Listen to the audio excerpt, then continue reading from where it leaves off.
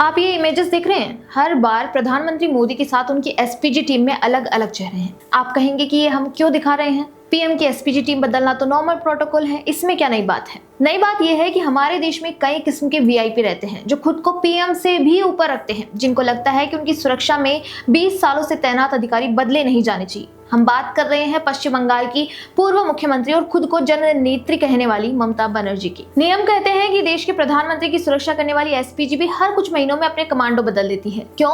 ताकि कोई personal nexus न बने, सुरक्षा चाक चौबंद रहे और कोई लापरवाही न हो। देश का पीएम इस नियम को सर झुकाकर मानता है, लेकिन दीदी का अपना अलग ही संविधान है। यहाँ 20 साल से वो 2 पर्सनल सिक्योरिटी ऑफिसर्स उनकी परछाई बनकर बैठे थे।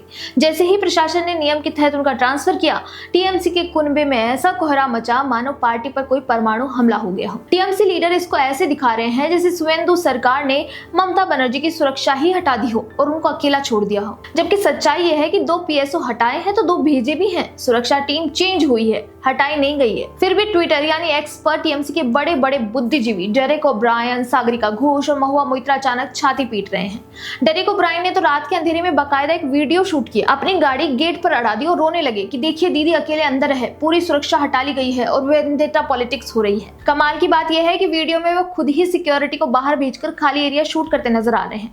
कह रहे हैं कि पूरा ममता दीदी का घर खाली पड़ा है, तो रात को खाली ही होगा। मेरा तो सवाल है कि रात को आप वहाँ क्या कर रहे हैं? आप लोग अंदर मत जाइए भाई साहब, आप अंदर मत जाइए, ना। डेरेक ओब्रायन को समझ नहीं आया, पर बाकी के लोग अंधे थोड़ी हैं। उनके वीडियो को अगर जूम करके आंखें खोलकर देखा जाए तो सच तमाचा मारता है। प्रशासन ने सुरक्षा हटाई नहीं थी। नियम के मुताबिक 2 पुराने पीएसओ को हटाकर 2 नए ट्रेंड सुरक्षा कर्मियों को ड्यूटी पर भेजा गया था। खुद सुरक्षा कर्मियों को बाहर रोककर गेट लॉक करके वीडियो बनाया जा रहा है कि दीदी असुरक्षित है। इसे राजनीति की भाषा में कहा जाएगा खुद ही विक्टिम कार्ड खेलना और खुद ही रोना। वैसे इसे रोतलू वीडियो को बनाने के चक्कर में डेरेक बाबू ने टीएमसी का एक और सबसे बड़ा झूठ बेनकाब कर दिया। सालों से देश को ये पट्टी पढ़ाई गई कि ममता दीदी कालीघाट की एक टूटी फूटी साधारण सी झोपड़ी में रहती है, हवाई चप्पल पहनती है, बेहद सामान्य है। लेकिन डेरेक जी के कैमरे ने अनजाने में जो दिखाया वो कोई झोपड़ी नहीं बल्कि एक आलिशान high security premium VIP campus है। चारों तरफ ऊंची दीवारें हैं, वीवीआईपी गेट है और भारी भरकम इंफ्रास्ट्रक्चर है। दीदी की सादगी का जो मुखौटा दशकों से पहनाया गया था वो उनके अपने ही सांसद के कैमरे ने एक झटके में नोचकर फेंक दिया। खैर, दीदी की सुरक्षा की ही बात करते हैं। जरा क्रोनोलॉजी समझिए और दिमाग पर जोर डालिए। सुरक्षा कर्मियों को बदला जाना रूटीन प्रक्रिया है, नॉर्मल है, लेकिन उनका 20 साल तक न बदला जाना एक गंभीर समस्या है, अब नॉर्मल है। आखिर ऐसा क्या राज है, ऐसी कौन सी अघोषित डील है कि 20 सालों से वही 2 चेहरे दीदी की सुरक्षा में जमे हुए थे?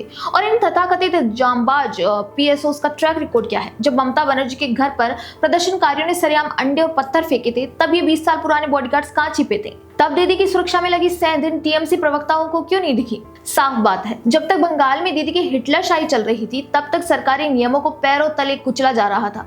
आज जब कानून अपना काम कर रहा है तो इन्हें मिर्ची लग रही है।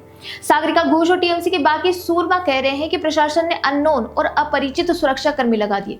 वाह भाई वाह, सुरक्षा एजेंसियां कमांडो भेजती हैं, आपके घर का रसोइया या कोई रिश्तेदार नहीं कि जिससे पहले जान पहचान बढ़ाई जाए। जवान की ट्रेनिंग और उसकी वर्दी ही उसकी पहचान है। और सबसे बड़ा विरोधाभास तो देखिए, जो ममता बनर्जी खुद को माटी मानुष की नेता कहती हैं, जो दावा करती है कि बंगाल का बच्चा बच्चा उनका अपना है, उन्हें बंगाल पुलिस के ही 2 नए जवानों को देखकर डर क्यों लग रहा है? क्या अब उन्हें अपने ही राज्य के पुलिस कर्मियों पर भरोसा नहीं रहा, या डर इस बात का है कि नए सुरक्षा कर्मी सिर्फ अपनी ड्यूटी करेंगे, दीदी की राजनीतिक स्क्रिप्ट के हिसाब से काम नहीं करेंगे? सच ये है कि चुनाव में करारी शिकस्त झेलने के बाद टीएमसी के पास कोई मुद्दा नहीं बचा है। अब एक सामान्य प्रशासनिक ट्रांसफर को जान का खतरा बताकर सहानुभूति बटोरने का एक बेहद घटिया और फ्लॉप ड्रामा रचा जा रहा है। दीदी को पूरी Z+ सुरक्षा मिली हुई है, बस फर्क सिर्फ इतना है कि अब वो सुरक्षा सरकारी नियमों से गाइडेड है, दीदी के पर्सनल रिमोट कंट्रोल से नहीं। नियम सबके लिए बराबर हैं, चाहे वो दीदी हो या देश का प्रधानमंत्री या फिर कालीघाट के महल में रहने वाली पूर्व मुख्यमंत्री। इस सुरक्षा नौटंकी पर आपकी क्या राय है? कमेंट बॉक्स में अपनी बात बेबाकी से लिखिए।